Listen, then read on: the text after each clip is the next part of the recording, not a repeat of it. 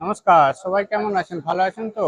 আশা করি সবাই ভালো আছেন। আজ আমি আপনাদেরকে নিয়ে যাব দক্ষিণেশ্বরে তৈরি হওয়া নতুন বেলুড় মঠ, যেখানে যেটি হাওড়ায় বেলুড় মঠ রয়েছে, সেই বেলুড় মঠের এই শাখা তৈরি হয়েছে দক্ষিণেশ্বরে, দক্ষিণেশ্বর মন্দির একদম পাশে। এই মুহূর্তে আমি দাঁড়িয়ে রয়েছি দক্ষিণেশ্বর মেট্রো যে এক্সিট গেট রয়েছে, মেন এক্সিট গেট রয়েছে, মেন এক্সিট গেটের সামনে। পিছনে দেখতে পাচ্ছি দক্ষিণেশ্বর মেট্রোর যে মেন এক্সিট গেট সেটা দেখা যাচ্ছে। ওখানেতে মা শারদা, রামকৃষ্ণ এবং স্বামী বিবেকানন্দের তিনটি মূর্তি রয়েছে।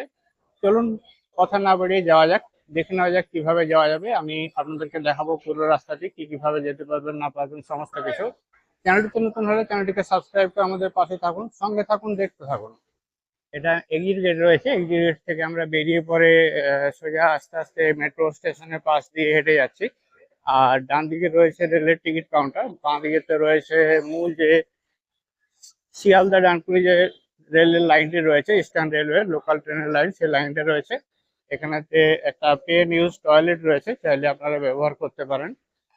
আর খাওয়ার অপশন বলতে এখানেতে নতুন একটা ম্যাকডোনাল্ড খুলেছে, এখান থেকে কিছু স্ন্যাক্স বা নাস্তা জাতীয় জিনিসগুলো, ব্রেড, বার্গার, এই জাতীয় যে জিনিসগুলো রয়েছে, চা, কফি, এই সমস্ত পাওয়া যায়।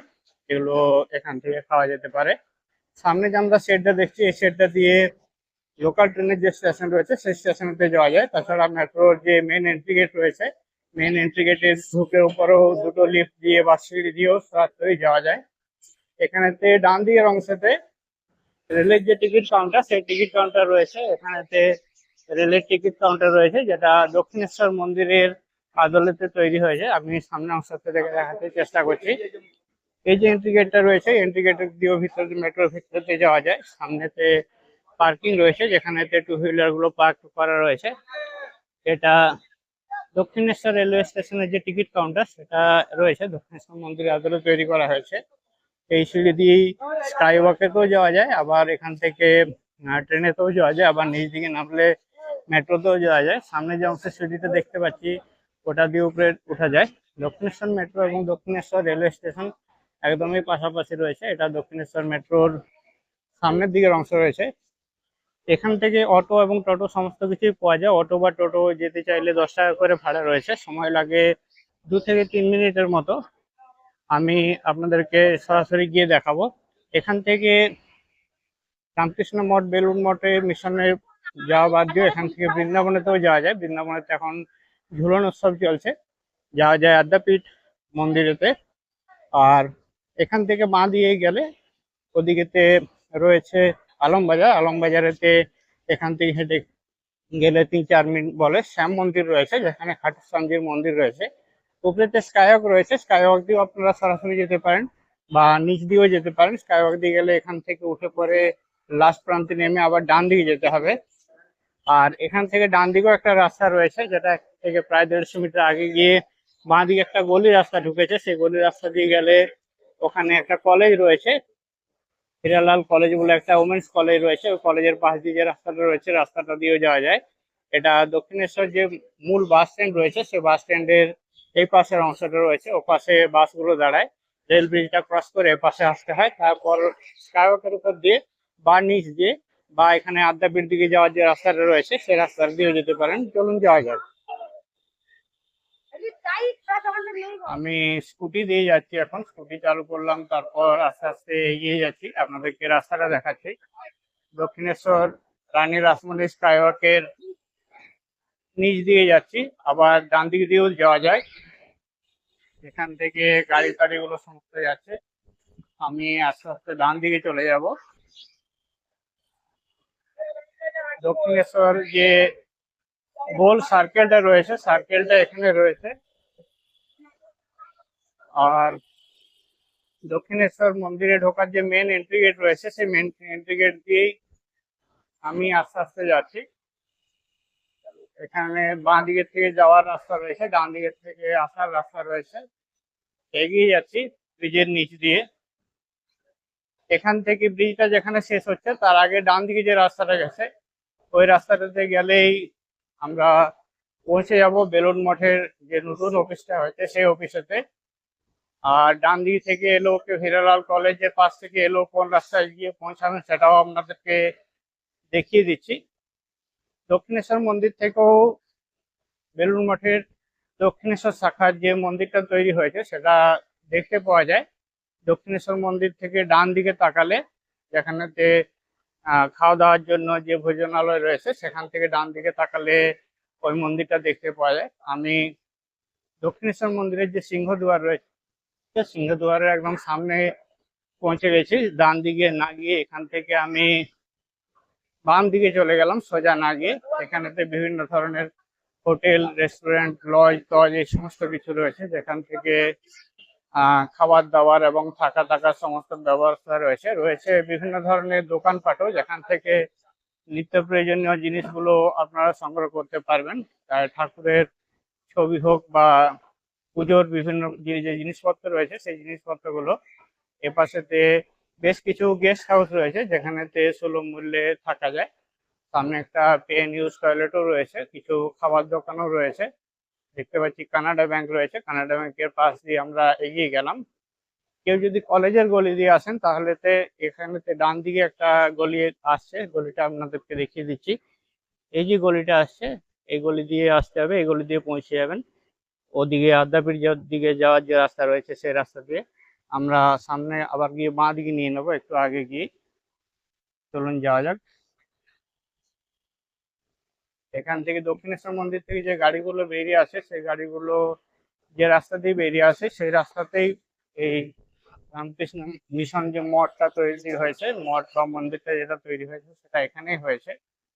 সামনে অংশতে সিকিউরিটি থাকে, বাঁ দিকেতে গাড়ি রেখে আগে যেতে হবে।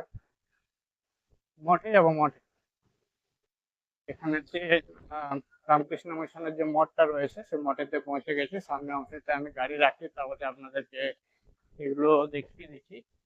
বিকেল 4টে থেকে 8টা পর্যন্ত খোলা থাকে। ভিতরে পার্কিং আছে কিনা জানি না, দেখছি। ঠিক আছে, দক্ষিণেশ্বর যে বেলুড় মঠ রয়েছে সেখানেতে রামকৃষ্ণ মঠ দক্ষিণেশ্বর, অ্যাড্রেস রয়েছে 22 নম্বর TN বিশ্বাস রোড, কলকাতা 35। এখানেতে এপ্রিল থেকে সেপ্টেম্বর পর্যন্ত সকাল 7টার সময় খুলে যায়, খোলা থাকে 11:30 পর্যন্ত। আবার বিকেলের দিকে 4টে থেকে 8:30 পর্যন্ত। আর অক্টোবর থেকে মার্চ পর্যন্ত 7টা থেকে 11:30 পর্যন্ত। আর বিকেলের দিকে শীতকাল, সেই জন্য একটু আগে খুলে যায়, 3:30 থেকে 8টা পর্যন্ত এই সময় খোলা থাকে। চাইলে এটা আপনারা স্ক্রিনশট নিয়ে রাখতে পারেন। এটা পাশে যে গেটটা রয়েছে, এটা 2 নম্বর গেট রয়েছে। 2 নম্বর গেটটা এখন বন্ধ রয়েছে। মঠের যে আবাসিকরা রয়েছেন বা সাধু সন্তরা থাকেন, তাদের এই সমস্ত থাকার ঘর রয়েছে। এখানে শ্রীরামকৃষ্ণের একটি বাণী দেখতে পাচ্ছি, আশীর্বাদ করি তোমার চৈতন্য হোক। ভগবান শ্রীরামকৃষ্ণের একটি বাণী রয়েছে। মঠের যে মেন যে বোর্ডটা রয়েছে সেই বোর্ডটা এখানে রয়েছে, রামকৃষ্ণ মঠ দক্ষিণেশ্বর, যে branch centre of the Ramakrishna Math Belur মঠেরই একটা ব্রাঞ্চ রয়েছে এখানে। তারপর এখানে যে লোকাল অ্যাড্রেসটা রয়েছে সেই অ্যাড্রেসটা রয়েছে। মঠের যে মূল মন্দিরটি রয়েছে সেই মূল মন্দিরটি এটা রয়েছে। এটা সুন্দর করে বানানো হয়েছে, নতুন করে বানানো হয়েছে। এবছর রথের দিনেই যার শুভ সূচনা হয়েছে। আমি মন্দিরটা দেখালাম। এটা মেন যে গেটটা রয়েছে সেটা এন্ট্রি গেট রয়েছে। এখানেতে টাইমিং দেওয়া আছে সকাল 7টা থেকে 11টা, ইভিনিংয়ে 4টে থেকে 8:30 পর্যন্ত। মন্দিরের বাইরের অংশেতে খুব সুন্দর করে গাছপাত দিয়ে সাজানো রয়েছে। এদিকেতে ঘাস টাস রয়েছে, এপাশে সুন্দর ফুলের গাছ রয়েছে।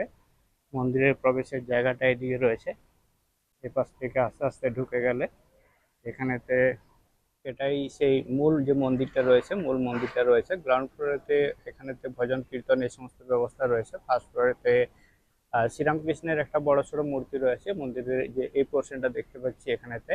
আর দুপাশে স্বামী বিবেকানন্দ এবং সারদা মায়ের দুটো সুন্দর ছবি রয়েছে।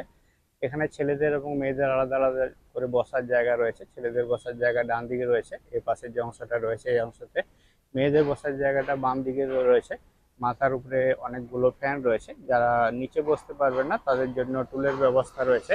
এবং বয়স্ক নাগরিক বা প্রতিবন্ধীদের জন্য ফার্স্ট ফ্লোরেতে সিঁড়ি বেয়ে না উঠে লিফটে যাওয়ার ব্যবস্থা রয়েছে।